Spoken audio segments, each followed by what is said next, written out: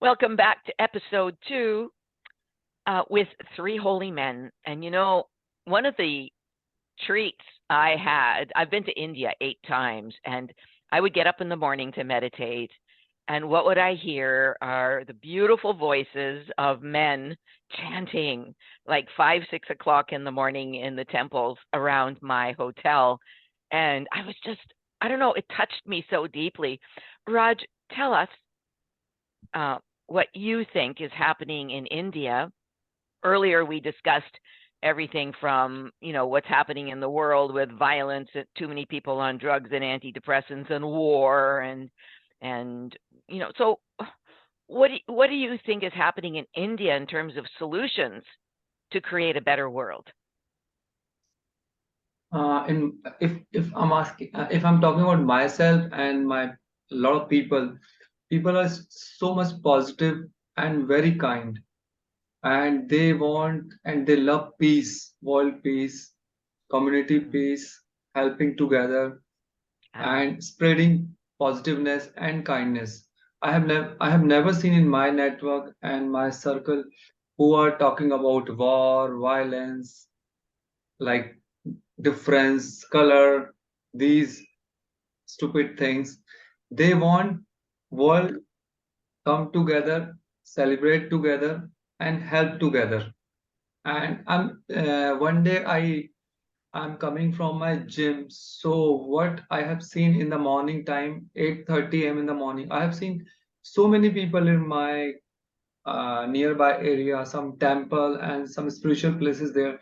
So people are, celebrating and helping free of cost food, medicine, lot of things. And every week I have seen these kind of activities in my colonies and my communities. So I love these kind of activities in my cities. So, and I'm so happy that people have very big heart. They are feeding people in free of cost, a lot of food, a lot of medicine, clothes, and other stuff. And they are not at all happy with this war and violence. They want peace. They want no one can harm each other, because violence is not good for anyone. So You're right. You're right, Raj. Every time I would travel through India, especially in the Sikh communities, there was always free food available. You would never go hungry yeah, in any community in India, and there are 1.3 billion people in India, so many of which need to be fed, right? So that's I beautiful. I have very close my nearby my home Gurdwara, very big Gurdwara, beautiful Gurdwara. Ah, yes. I've been to a couple of gurdwaras in India, and they're pretty special. So, Brian, let's turn to you. We've discussed the challenges we have in our world today, and you talked a lot about, um, you know, there are a lot of mindfulness groups, and there are a lot of things happening, right? Like more meditation, more yoga, and so on. So, what would you say are solutions for the world moving forward in a positive direction? We could even say for world peace. Mm-hmm. So first of all, I just want to build off what Raj said. I think, there is something very special about India. And I think there's no coincidence that, the most populated place in the world is so spiritual. So I think that is also a sign of things that are evolving and taking place in the world. I think, one of the things that's really beautiful is to see the openness of discussions just like this. I think that is a great solution. One of the things I've been really witnessing are, companies or organizations that are really focusing on, beginning certain meetings with things with a breathing practice, or, a sense of the respect for wellness in the world, in the workplace. Those things are just being spoken about and talked about, elevating that sense around even mental health. Those are signs that it's becoming normalized. We are sensory individuals. We've been programmed to be 5 sensory for so many years. But now there's a sense of speaking about your vibes or intuition, cultivating that is becoming normalized. So I think one of the simplest ways of things that are moving forward is it's being spoken about, and that people are not inhibited about it anymore. And there's more books and there's more conferences. I just think seeing that and recognizing it is a beautiful light that things are changing and things are going a different way. And it's wonderful that when leaders are also captivated by it, because they can influence that in corporations and countries in different ways. So that's my perspective. And you know what's cool about that, Brian, is that by doing so, you know, these leaders are being encouraged when they see language around vibes or energy or so on. It's giving them permission to start using that language in the workplace too, right? So absolutely. That's what wonderful. That in itself will help improve things. Dr. Ken Keis, what do you think about what solutions do we have for our future here? Well, it's interesting that Brian's talking about this openness. I was just recently on the National Career Development Association podcast with the president over faith in career development. And the reason being is because it's been avoided, or it's been this topic that we don't discuss. When I was putting my book together, The Quest for Purpose, I was researching other books, and many of the other books were basically avoiding this concept of spirituality, or just ignoring it, or even discounting it. And so what we have this openness to the fact of is that we are spiritual beings having a physical experience, not the other way around. And one of my chapters in my book is really talking about the fact is that your belief system matters. And there's more openness to it. And so if the #1 career development association in the world is saying, I want to have a podcast about how career development and faith in my belief system need to be discussed as joint discussions or having together, this is sort of a move that's occurring because my belief system matters. And if I believe in nothing, that is something. So human beings can't believe in nothing because something is nothing that is going to affect where I'm going. And so all of a sudden there's more openness to the fact that I need to really lean into, you know, who am I? Why am I here? What does that mean? And not from a self-centered point of view, but from a self-honoring point of view. Because the flip side, Michael had said in the previous segment, you know, narcissism is pretty big, this entitlement side. So we're moving away from that. And I'm doing it not again from the self-centered side, but I bring my best. My highest level of contribution is when I know who I am in my identity in self and my spiritual grounding, my foundations. And I see more and more openness to that because many times people have just been avoiding the conversations. So if you don't know what your purpose is, you don't know what your spiritual roots are, then that's what your purpose is until later on. You know, being an engineer or being a coach or doing something else, that is secondary to why you are here and who has created you to be here. So I see that, and that's my encouragement to the listeners, is that this is your priority for yourself so that you can bring your best self, your most self, your highest level of contribution to the space that you are in. You know, maybe a topic for another day, but what I'm hearing in the undertones of your conversation there, Ken, is the who am I? Like, how am I connecting to Christ? How am I connecting to Buddha? Like, you know, what is our spiritual foundation? If we know what that spiritual foundation is, and it might not be with a master, it could be something else. But to have that connection of who am I, really, who am I, then the real self would not want to do any killing or raping or anything like that, right? That the real self is a pure self. It's a loving self. Michael, I was so intrigued at the beginning when you were speaking in episode 1 about,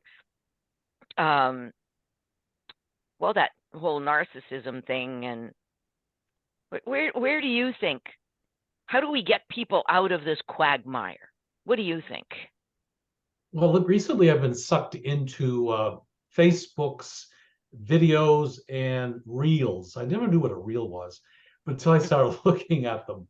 And I thought, wow, I would spend 3 or 4 hours sometimes looking at and listening to what people are expressing in these very simple ways on Facebook. And I'm realizing more and more that there's only one way out of our stupor, or narcissism, however you want to call it. And it is active listening. All sorts of wonderful people are putting themselves out there online to allow others or invite other people to actively listen to them, their message, their life, their experience. I found this to be true in general anyway. I think the whole stupor thing and the whole narcissist thing, that's kind of like the tribal aspect of it.